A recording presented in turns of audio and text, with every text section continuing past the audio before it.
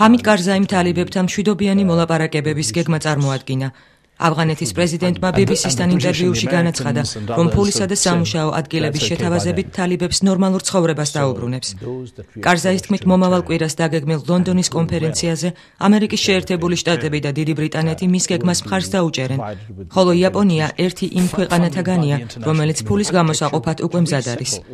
თალიბანი თავის მოხალისეებს გაცილებით მეტ სუხდის ვიდრე ეს ავღანეთის მთავრობას შეუძლია. თალიბანის მებრძოლები ხშირად ფერმერები არიან. ავღანელი ხალხი ნებისმიერ ფასად მიაღწევს მშვიდობას, განაცხადა ჰამიდ კარზაიმ.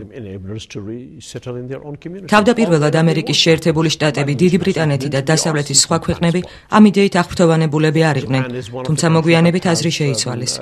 ჩვენ არ მივიღებთ თალიბანის იმ მომხრეებს, რომლებიც ალ-ქაიდასა ან სხვა ტერორისტული დაჯგუფების წევრები არიან, მაგრამ ყველას, ვინც ავღანეთის კონსტიტუცია მიიღო და არ ეწინააღმდეგება მას იდეოლოგიურად, შეუძლია დაბრუნდეს. კარზაის თქმით, 5 წელიწადში ავღანეთი საკუთარი უსაფრთხოების კონტროლს და კორუფციისა და ნარკომანიის წინააღმდეგ ბრძოლას თავად შეძლებს.